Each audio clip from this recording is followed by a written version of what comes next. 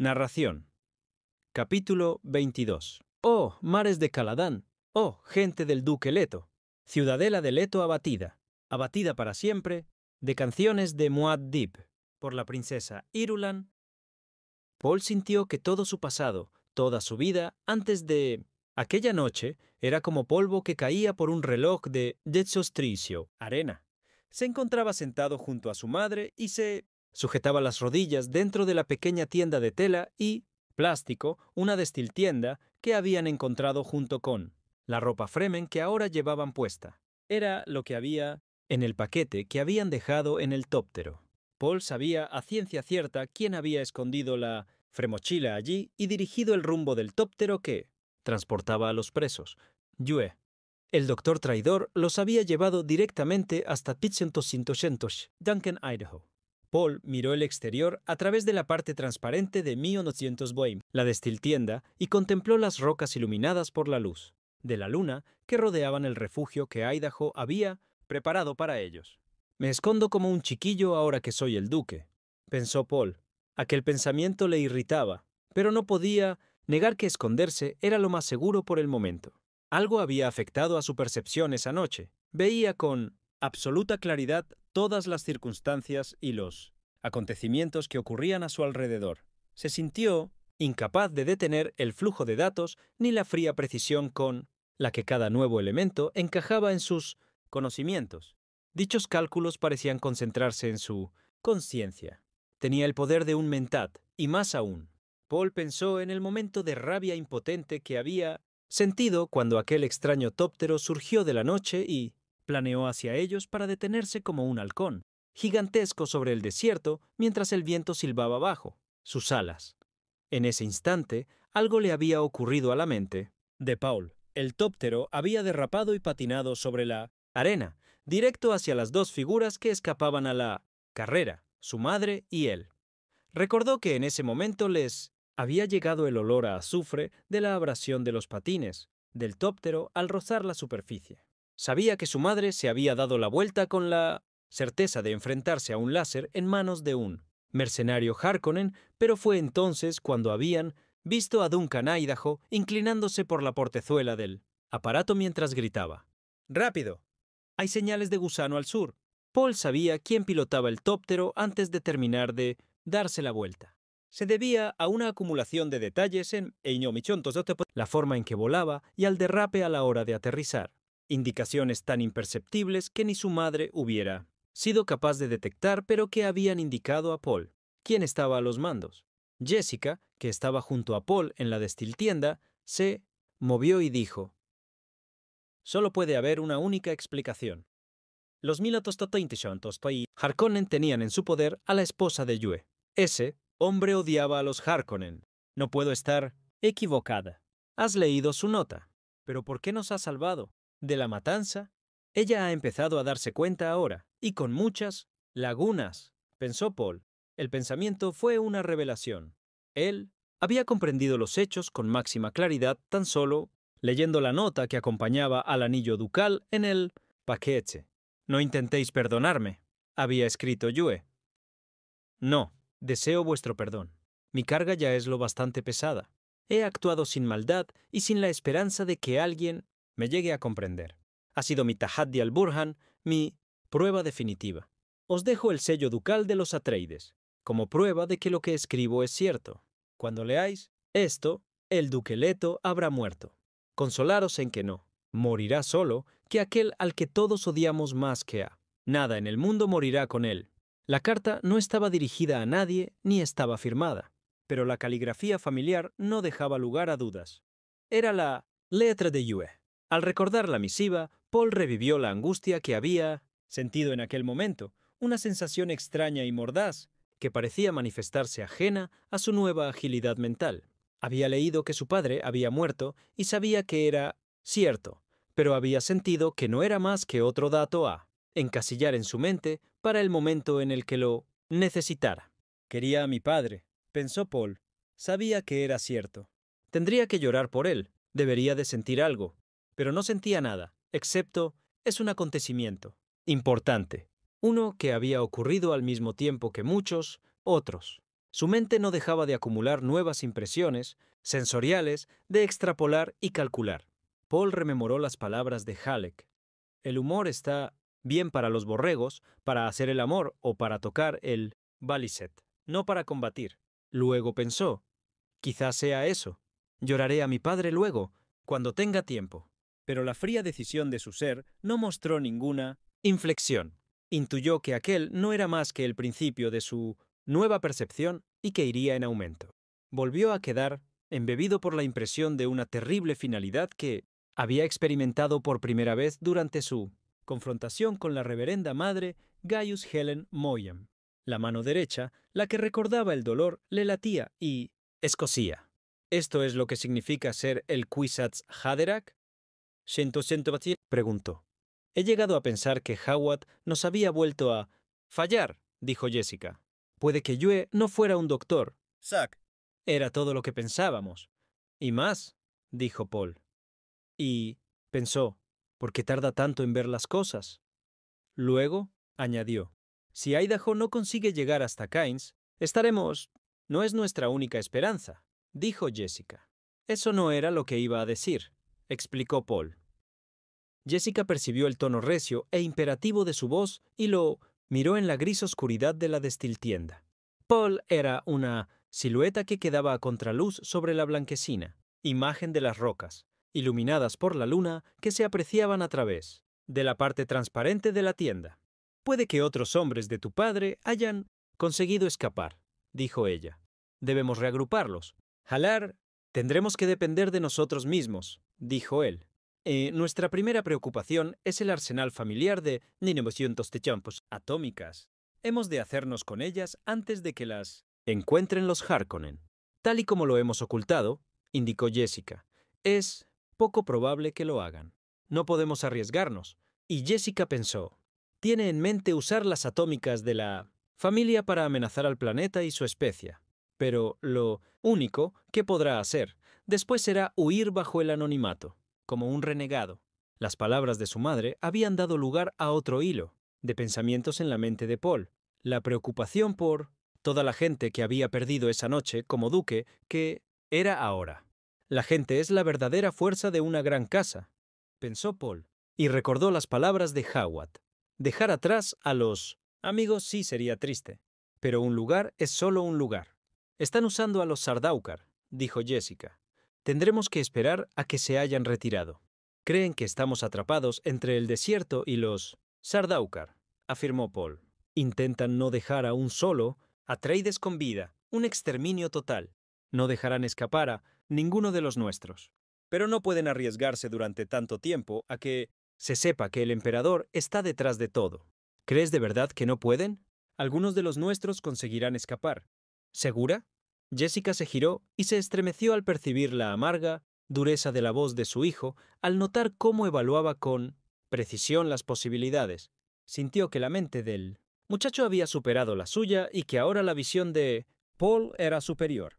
Ella misma habría contribuido a adiestrar dicha mente, pero en ese momento descubrió que le inspiraba pavor. Sus pensamientos dieron un vuelco y buscaron a la desesperada el refugio que el duque siempre había sido para ella. Sus ojos quedaron anegados en lágrimas. Tenía que ser así, Leto, pensó. Un tiempo para el amor y un tiempo para el dolor. Apoyó la mano en su vientre y centró su atención en el embrión que llevaba. Dentro. Tengo en mí a la hija de los Atreides que se me ordenó engendrar, pero la reverenda madre se equivocaba. Una hija no hubiera salvado a mi Leto. Esta niña es solo una vida que intenta abrirse camino hacia el futuro en un presente de muerte. La he concebido por instinto y no por obediencia. Prueba de nuevo el receptor de la comunired, dijo Paul. La mente sigue trabajando independientemente de lo que hagamos para detenerla, pensó Jessica. Cogió el pequeño receptor que les había dejado Idaho y pulsó el interruptor. Se encendió una luz verde en la parte delantera del instrumento. El altavoz emitió unos chirridos. Bajó el volumen y empezó a navegar por las frecuencias. Una voz que hablaba en el lenguaje de batalla de los Atreides resonó en la tienda. Retroceded y reagruparos en la cresta. Fedor afirma que no hay supervivientes en Carthag y que el banco de la cofradía ha sido saqueado. Cartag, pensó Jessica. Era un hervidero de Harkonnen. Son Sardaukar, dijo la voz. Cuidado con los Sardaukar vestidos con uniformes Atreides. Son... Se oyó un rugido y luego el altavoz quedó en silencio. Prueba otras frecuencias, dijo Paul. ¿Comprendes lo que significa esto? Preguntó Jessica. Lo esperaba. Quieren que la cofradía nos considere responsables de la destrucción de su banco. Con la cofradía, en nuestra contra, estamos atrapados en Arrakis. Prueba. Otras frecuencias. Jessica sopesó las palabras. Lo esperaba. ¿Qué le había ocurrido a su hijo? Jessica volvió a centrarse en el aparato, despacio. Exploró el resto de las frecuencias y oyeron retazos de violencia, así como unas pocas voces que seguían usando el lenguaje de batalla de los Atreides. Retirada. Intentemos reagruparnos y atrapados en una caverna en otras frecuencias también oyeron los exultantes gritos de victoria de los Harkonnen. Órdenes breves, informes de batalla. No lo suficiente para que Jessica pudiera registrar y decodificar el lenguaje, pero el tono lo decía todo. Los Harkonnen habían vencido. Paul cogió el paquete que tenía a su lado y sintió el borboteo de los 2 litrógons de agua. Respiró hondo y miró, al exterior, a través de la parte transparente de la tienda, hacia las escarpaduras rocosas que se delineaban contra las estrellas. Posó la mano izquierda en la cerradura a esfínter de la entrada de la tienda. El alba llegará dentro de poco, dijo. Podemos esperar a Idaho todo el día, pero no otra noche. En el desierto hay que viajar de noche y descansar a la sombra. Durante el día, las antiguas tradiciones revolotearon en la mente de Michus Nichis y Jessica. Sin destiltraje, un hombre sentado a la sombra en el desierto necesita 5 litros diarios de agua para mantener su peso corporal. Sintió la superficie lisa y elástica del destiltraje sobre su piel y pensó que sus vidas dependían por completo de esa prenda. Si nos vamos, Idaho no nos encontrará nunca, dijo. Jessica, si Idaho no ha vuelto al alba, tendremos que considerar la posibilidad de que haya sido capturado. ¿Cuánto crees que puede resistir? La pregunta no necesitaba respuesta y Jessica se quedó sentada en silencio. Paul abrió el cierre del paquete y sacó un pequeño micromanual provisto de su cuadrante luminoso y su lupa. Unas letras verdes y anaranjadas se iluminaron en las páginas.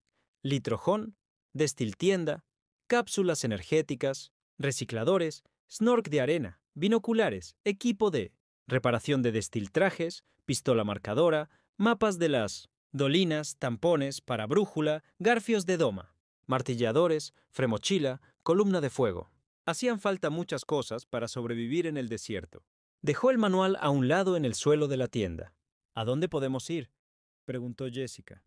Mi padre siempre hablaba de la supremacía desértica, dijo Paul. Los Harkonnen no podrían dominar el planeta sin ella. De hecho, nunca han podido dominarlo ni nunca podrán, ni con 10.000 legiones de Sardaukar. Paul, no puedes estar pensando que estamos rodeados de pruebas, dijo él. Aquí mismo, en esta tienda, la propia tienda, la mochila y su contenido, los destiltrajes. Sabemos que la cofradía exige un precio prohibitivo por los satélites climáticos. Sabemos que... ¿Qué tienen que ver los satélites climáticos con esto?, preguntó Jessica. ¿No podrían? Se quedó en silencio. Paul sintió la hipersensibilidad de su mente al leer las reacciones de su madre, cómo calculaba las minucias. Al fin te das cuenta, dijo Paul. Los satélites vigilan el suelo. Hay cosas en el desierto profundo a las que no prestan mucha atención. ¿Sugieres que la cofradía controla el planeta? ¿Era tan lenta? No, dijo. Los Fremen pagan a la cofradía su aislamiento, pagan con lo que la supremacía desértica pone a su disposición. La especia. No es una respuesta de segunda aproximación, sino un cálculo de primer orden. Piénsalo. Paul, dijo Jessica, aún no eres un mentat. No puedes saber con seguridad. Nunca seré un mentat, dijo él. Soy algo distinto, un bicho raro. Paul, ¿cómo puedes decir? Déjame en paz. Se dio la vuelta y contempló la noche del exterior. ¿Por qué no puedo llorar?, se preguntó. Sintió que cada fibra de su ser anhelaba ese desahogo, pero sabía que le sería negado por siempre. Jessica nunca había notado una angustia tan profunda en la voz de su hijo. Quería comprenderlo, estrecharlo entre sus brazos, consolarlo, ayudarlo, pero sintió que no podía hacer nada. Paul tendría que resolver sus problemas por sí mismo. Le llamó la atención el brillo del manual de la fremochila, que Paul había dejado en el suelo de la tienda. Lo cogió y le echó una ojeada. Manual de El desierto amigo, el lugar lleno de vida. Este es el ayat y el burján de la vida. Cree y Alá nunca te abrazará. Se parece al libro de Azar, pensó mientras recordaba sus estudios de los grandes secretos. ¿Habrá pasado por Rakis algún manipulador de religiones? Paul sacó la parabrújula del paquete y luego volvió a dejarla en el interior. Piensa en todos estos aparatos, fremen de utilidades, tan particulares. Cuentan con una sofisticación incomparable. Admítelo. La cultura que ha creado estos objetos evidencia una profundidad insospechable. Jessica titubeó, preocupada aún por la crudeza de la voz de su hijo, y volvió a mirar el libro para examinar la ilustración de una constelación del cielo de Arrakis. Muad'Dib el ratón. Vio que la cola apuntaba al norte. Paul se giró de nuevo hacia la oscuridad de la tienda y apreció los movimientos de su madre que revelaba el tenue brillo del manual. Ahora es el momento de cumplir el deseo de mi padre, pensó. Debo transmitir a mi madre el mensaje ahora, que aún tiene tiempo para el dolor. El dolor puede ser inoportuno de aquí en adelante. Se sintió impresionado por la exactitud de su lógica. Madre, llamó. ¿Sí? Jessica sintió que al chico le había cambiado la voz y un escalofrío le recorrió las entrañas al oírla. Nunca antes había presenciado un control tan riguroso. Mi padre ha muerto, dijo Paul. La mujer buscó en su interior para relacionar los hechos con los hechos y con los hechos. La manera Bene Gesserit de evaluar información. Y en ese momento sintió una horrible sensación de pérdida. Jessica asintió, incapaz de hablar.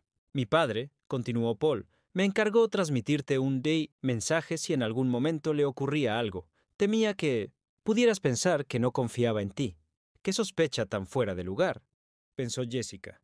Quería que supieras que nunca dudó de ti, dijo Paul, que llevó el engaño más allá y añadió. Quería que supieras que siempre tuviste su absoluta confianza, que siempre te amó y te adoró. Dijo que antes habría sospechado de sí mismo que de ti, y que solo tenía algo de que lamentarse de no haberte convertido en su duquesa. Ella se secó las lágrimas que corrían por sus mejillas y pensó, qué derroche de agua corporal más estúpido. Pero sabía lo que era ese pensamiento. Era una forma de convertir el dolor en rabia. Leto, mi leto. ¿Qué cosas más horribles podemos llegar a hacer a los que amamos? Apagó el cuadrante luminoso del manual con un gesto brusco. Sollozó. Paul oyó la pena que sentía su madre y la comparó con el vacío que él sentía en su interior. Yo no siento dolor, pensó. ¿Por qué? ¿Por qué? La incapacidad de experimentar dolor le pareció una horrible tara. Un tiempo para ganar y un tiempo para perder, pensó. Jessica. Era una cita de la Biblia católica naranja.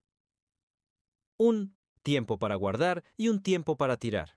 Un tiempo para amar y un tiempo para odiar. Un tiempo de guerra y un tiempo de paz.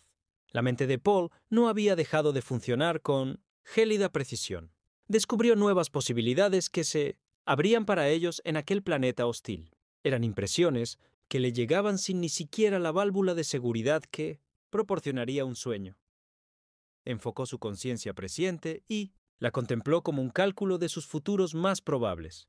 Pero tenían algo más, cierto aire de misterio, como si su mente se sumergiera en un estrato intemporal donde soplaran los vientos del futuro. La mente de Paul ascendió otro peldaño en su conciencia con brusquedad, como si acabara de encontrar la llave necesaria. Sintió cómo se aferraba a ese nuevo nivel, cómo se sostenía en un precario asidero y miraba a su alrededor. Era como si se encontrase en mitad de una esfera de la que partían caminos en todas direcciones. Pero esta descripción era poco más que una aproximación a sus sensaciones. Recordó haber visto en una ocasión un pañuelito de gasa flotando al viento y ahora percibió el futuro de la misma manera, retorciéndose como la ondulante y agitada superficie del pañuelo. Vio gente, Experimentó el calor y el frío de incontables probabilidades. Reconoció nombres y lugares, experimentó una infinidad de emociones, recibió datos de fuentes innumerables e inexploradas. Tenía tiempo para sondear, probar y examinar, pero no para darle forma. Era un espectro de posibilidades que abarcaba desde el 1907, pasado más remoto, hasta el futuro más lejano, desde lo más probable a lo más improbable. Se vio morir de una innumerable cantidad de maneras. Vio nuevos planetas, nuevas culturas, gente, multitudes que era incapaz de contar, pero que su mente fue capaz de catalogar a pesar de todo. Y los hombres de la cofradía. Pensó, la cofradía podría ser una salida para nosotros. Allí mi rareza será aceptada como algo natural y de gran valor, siempre que pudiera asegurarme un suministro continuado de la ahora necesaria especia. Pero la idea de vivir toda su vida con la mente tanteando aquel amasijo de futuros posibles para guiar las naves espaciales le aterrorizó. Pero era una salida, y fue al afrontar aquel futuro posible con la cofradía cuando se dio cuenta de su rareza. Tengo una visión diferente, veo un paisaje diferente, todos los caminos disponibles. Este pensamiento despertó su seguridad y su alarma. En 1976, ese otro paisaje había demasiados lugares que desaparecían o se perdían fuera de su vista. La sensación le abandonó con la misma presteza con la que había llegado y supo que toda la experiencia solo había durado un instante. Pero algo había agitado su conciencia, algo había conseguido que la viese como algo horrible. Miró a su alrededor. La noche aún envolvía la destiltienda enclavada y oculta entre las rocas. Volvió a oír la aguda tristeza de su madre, y también su ausencia de tristeza. Una cavidad vacía, separada del resto de su mente que iba a su propio ritmo, que recibía datos, los evaluaba, hacía cálculos y enviaba respuestas igual que lo hacían los Mentat. Supo que eran pocas las mentes que habían llegado a acumular tal abundancia de datos. Pero no por ello le resultó más sencillo soportar esa cavidad vacía en su mente. Sintió que algo iba a romperse. Era como si el mecanismo de relojería de una bomba hubiera empezado a hacer tic-tac en su interior, como si tuviese voluntad propia y no pudiera hacer nada para evitarlo. Percibió las minúsculas variaciones que había a su alrededor, un ligero cambio de la humedad, una fracción de descenso de la temperatura, el lento avanzar de un insecto sobre el techo de la destiltienda, la solemne proximidad del alba, en el cielo iluminado por las estrellas que se veía a través de la parte transparente de la tienda. El vacío era insoportable. Saber cómo se había puesto en marcha el mecanismo de relojería no suponía ninguna diferencia. Podía mirar hacia su pasado y ver sus inicios. El adiestramiento, la mejora de sus talentos, las refinadas presiones de disciplinas sofisticadas, el descubrimiento de la Biblia católica naranja en un momento crítico y, finalmente, la gran ingesta de especia. También podía contemplar su futuro y ver a dónde conducía todo, una sensación realmente terrible. Soy un monstruo, pensó, un bicho raro. No, dijo, y luego gritó, no, no, no. Se dio cuenta de que había empezado a dar puñetazos contra el suelo de la tienda. La parte impertérrita de su interior registró el acontecimiento como un dato interesante sobre las emociones y lo integró en los cálculos. ¡Paul! Su madre estaba a su lado y le sujetaba las manos. La cara de la mujer era una mancha gris que lo escrutaba. «Paul, ¿qué ocurre?» «Tú», dijo él. «Estoy aquí, Paul», dijo ella. «No pasa nada». «¿Qué me has hecho?», exigió. Jessica tuvo un instante de claridad mental en el que captó las verdaderas implicaciones de la pregunta. «Te he traído al mundo», dijo. Gracias a su instinto y a los conocimientos que poseía, sabía cuál era la respuesta correcta para calmarlo. Paul sintió que las manos de su madre lo sujetaban y se centró en la oscura silueta de su rostro. Examinó algunos rasgos genéticos de su estructura facial bajo aquel nuevo ángulo de su mente. La información se añadió a otros datos que dieron como resultado una respuesta. «Déjame», dijo. Ella notó la intransigencia de su voz y obedeció. «¿Quieres decirme qué te ocurre, Paul?» «¿Sabías lo que hacías cuando me adiestraste?», preguntó el chico. No hay ningún rastro de niño en su voz, pensó Jessica. Y respondió. Esperaba lo que esperan todos los padres, que fueras superior, distinto. ¿Distinto? Jessica percibió la amargura de su voz. Paul, dijo. No querías un hijo, espetó él. Querías un Kwisatz Haderach. Querías un Bene Gesserit varón. Ella retrocedió ante tanta amargura. Pero Paul, ¿alguna vez se lo dijiste a mi padre? Ella respondió en voz muy baja a causa del dolor que empezaba a sentir. Paul, seas lo que seas, tu herencia viene tanto por parte de tu padre como mía. Pero no mi adiestramiento, aseguró Paul. No las cosas que han despertado al durmiente. ¿Durmiente? Está aquí. Se llevó una mano a la cabeza y luego al pecho, en mi interior. Y no para, no para, no para, no. ¡Paul! Jessica había sentido que la histeria empezaba a apoderarse de la voz de su hijo. Escúchame, dijo el chico. ¿No querías que la reverenda madre oyese mis sueños? Pues ahora serás tú quien lo haga. Acabo de tener una ensoñación. ¿Sabes por qué? Tienes que calmarte, dijo ella. Si hay... La especia, dijo él. Aquí está por todas partes. En el aire, en el suelo, en la comida. La especia geriátrica es como la droga de la decidora de verdad. ¡Es un veneno! Jessica se embaró. Paul bajó el tono de voz y repitió. Un veneno, uno tan sutil, tan insidioso, tan irreversible. No mata, a menos que uno deje de tomarlo. Nunca podremos abandonar a Arrakis sin llevarnos una parte de Arrakis con nosotros. La terrible presencia de su voz no admitía réplica alguna. La especia y tú, dijo Paul. La especia transforma a cualquiera que consuma tanta, pero gracias a ti también he conseguido alterar mi conciencia. No consigo relegar esa nueva conciencia al inconsciente, donde su intromisión podría ser sofocada. La veo. Paul, tú... La veo, repitió. Jessica percibió la locura que emanaba de su voz y no supo qué hacer. Pero el chico siguió hablando, y su madre comprobó que volvía a hacer acopio de ese control tan férreo. Estamos atrapados aquí, sucumbinó ella para sí, y aceptó la verdad de sus palabras. Ningún empuje Bene Gesserit, ninguna astucia o artificio podrían liberarlos, completamente de Arrakis. La especia era adictiva. Su cuerpo lo había sabido mucho antes de que su mente lo admitiera.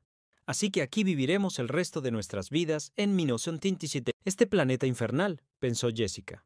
Es un lugar apto para nosotros si conseguimos evadirnos de los Harkonnen. Y no hay duda alguna de mi destino. Una yegua de cría, destinada a preservar una importante línea genética para el Plan Bene Gesserit. Debo contarte mi ensoñación, dijo Paul. Ahora sí que... Había furia en su voz. Para estar seguro de que aceptarás lo que diga, te diré en primer lugar que sé que darás a luz una hija, mi hermana, aquí en Arrakis. Jessica puso las manos en el suelo de la tienda y se apoyó contra la curvada tela para reprimir una punzada de temor. Sabía que su embarazo aún no era evidente. Solo su adiestramiento. Bene Gesserit le había permitido leer las primeras tenues señales en su cuerpo, advertir la presencia de un embrión de apenas unas semanas. Solo para servir, susurró Jessica, que acababa de recitar la consigna Bene Gesserit. Existimos solo para servir.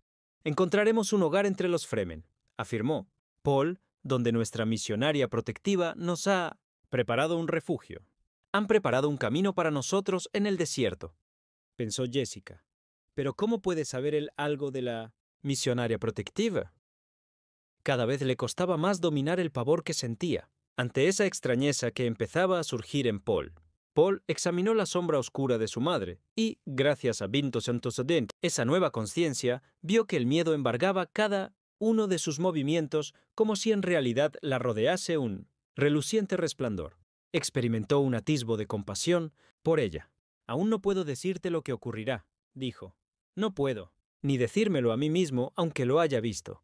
Es como si no pudiese controlar esta percepción del futuro. Se limita a manifestarse. El futuro inmediato, digamos un año, puedo verlo en parte. Un camino amplio como nuestra avenida central de Caladan. Pero hay lugares que no puedo ver. Lugares ensombrecidos, como si estuviesen detrás de una colina. Y pensó de nuevo en la agitada superficie de un pañuelo.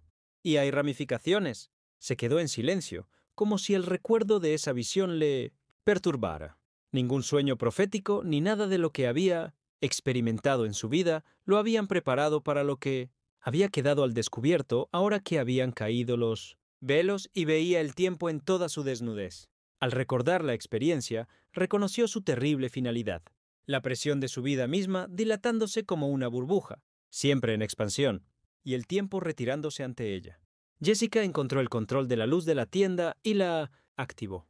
Una tenue iluminación verdosa ahuyentó las sombras y consiguió tranquilizarla. Observó el rostro de Paul, sus ojos, su mirada interior, y supo dónde había visto antes una mirada parecida, en las fotos de los informes de desastres, en las caras de los niños que habían conocido el hambre o sufrido las heridas más terribles. Los ojos eran pozos sin fondo, la boca, una línea delgada y tenían las mejillas hundidas. Es el aspecto de la terrible finalidad, pensó, de alguien obligado a percibir su propia mortalidad. Estaba claro que ya no era un niño. El significado oculto de las palabras de Paul empezó a definirse en la mente de Jessica y lo abarcó todo. Paul había mirado hacia el futuro y vislumbrado una manera de escapar. Hay un modo de evitar a los Harkonnen, dijo la mujer. ¿Los Harkonnen?, exclamó con desdén. Saca de tu mente a esos humanos retorcidos. Miró con fijeza a su madre y estudió las arrugas de su rostro a la luz de la tienda. Las arrugas la traicionaban. No deberías considerar humanos a la gente sin, dijo ella. No estés tan segura de dónde trazar los límites, dijo Paul. Arrastramos nuestro pasado con nosotros. Y, madre, hay una cosa que no sabes y que deberías saber. Somos Harkonnen. En ese momento, la mente de Jessica hizo algo terrible. Se quedó en blanco, como si necesitase privarse de toda emoción. Pero la voz de Paul continuó con un ritmo implacable y la arrastró consigo. La próxima vez que estés ante un espejo, examina tu rostro. Examina ahora el mío. Las señales están ahí si no te ciegas a ellas. Fíjate en mis manos, en la forma de mis huesos. Y si aún así no te convences, cree pues lo que digo. He recorrido el futuro. He visto una crónica. He contemplado un lugar.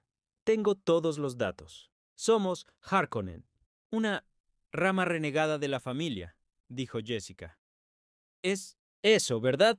¿Algún primo Harkonnen qué? Eres la propia hija del varón, afirmó Paul, que vio cómo su madre se llevaba las manos a la boca y apretaba, con fuerza.